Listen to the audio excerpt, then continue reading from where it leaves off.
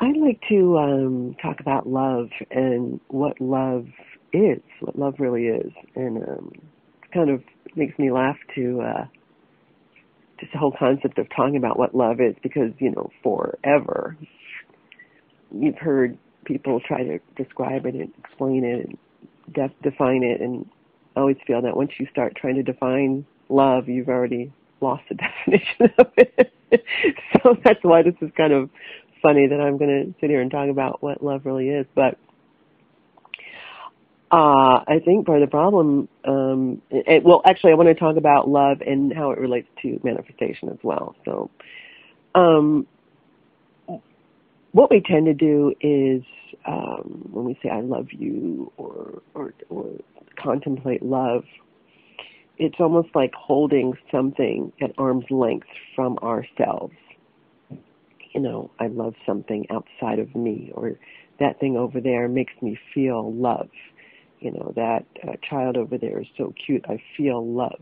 And we're very good at feeling loving feelings and thinking loving thoughts and mimicking the essence and energy of love. But what love really is self-fulfillment. Period. Love is self-fulfillment. And so I want you to really widen your mind for a moment. Just open it wide open, and let go of any attachments you have to that word love, if you can, just for a moment. And imagine yourself being a very small child, a young child who's just so happy and so just blissful, and there all the problems of adulthood hasn't occurred to the kid, and you're as a child, and you're just playing, and you're playing with Play-Doh, and you're squishing it around in your fingers, and all you can think about is what I'm going to create with this Play-Doh. And then suddenly you create something, and you're so excited because you've created it, and it looks like a car, and now it looks like a house, and you want to just run and tell your mom, look what I made. And just imagine your mom going, oh my gosh, that is the best thing, look how beautiful that is. Because all she can see is her wonderful child being very happy, and that makes her very happy. And the child is blissful and creating and can't think of anything but just how excited they are in that very moment that they created something with that Play-Doh.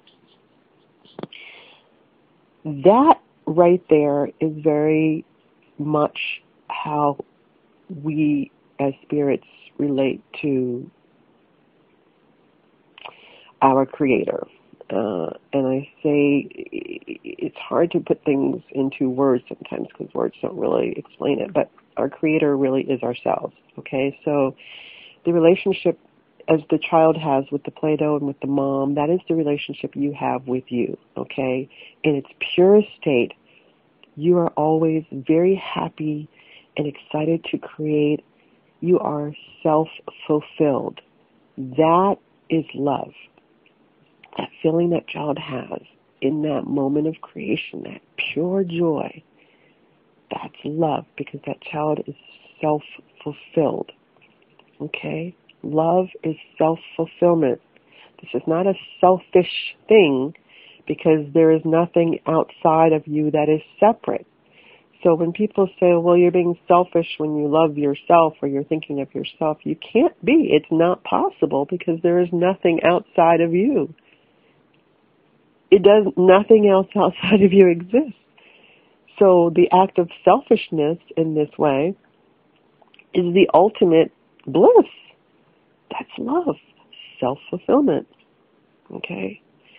So take that same child, okay, and they start to grow up, and people start to tell them things that are not true of their true nature. They forget their bliss. They forget that self-fulfillment. Suddenly they don't feel so good about things that they're experiencing in their lives. They become teenagers and adults, and they carry the burdens of this seeming reality around them or this world. Really what they've done is just turned away from that self-fulfillment. They're starting to look out into the world and identify the outer world as separate and identify it as something that is not their true self. The true self is whole. There is no separate.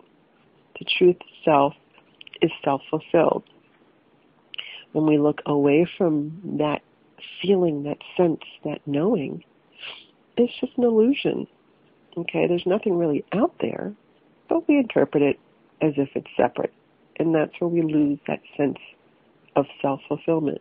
That's where sometimes we lose that sense of love, that loving feeling. So when we start to get frustrated and think that we have to control the reflections that we interpret as outside of ourselves.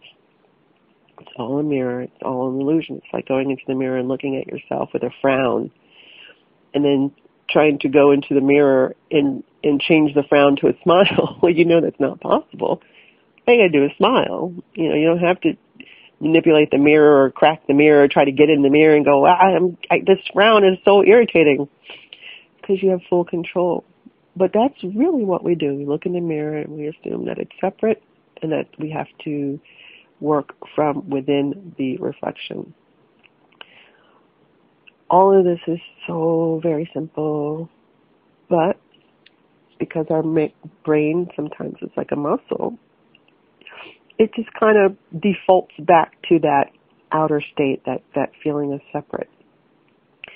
So gently and lovingly and caring with ourselves, all we need to do is kind of turn back and reflect on that inner feeling that we do know. We're very familiar with that feeling, that self-fulfillment feeling.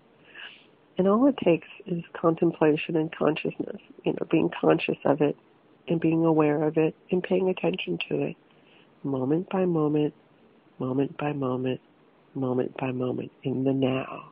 Now I'm going to pay attention. I'm going to choose to pay attention to that inner love, that inner self-fulfillment. And now I'm going to pay attention to that inner love, that self-fulfillment. Dang, the telephone bill is due. Okay, see what happens? The brain goes right back to default mode and wants to manipulate within the outside world. So in that now moment, instead of reflecting on the self-love, we've turned our attention away. So that's how manifestation works. What you do with your now moment, now, is mirrored, plain and simple. So if I'm loving myself now, it'll be mirrored. Loving myself now, it's mirrored. Loving myself now, it's mirrored. I got to pay the phone bill. It's mirrored. Oh, my dad called. He's getting on my nerves. It's mirrored. I love myself now. It's mirrored. I love myself now. It's mirrored. Everything we perceive is us. The key is loving the self, self-fulfillment, reflecting, paying attention to our truth, who we are, which is this love.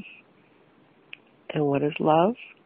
Self-fulfillment, understanding, contemplating your truth, your bliss. It's all you need. That's the key to manifestation. That's it. If you want something, go get it. How do you go get it? By turning inward and being that which you are. And that which you are has to show itself to you in the mirror. Always, never fails. It is law.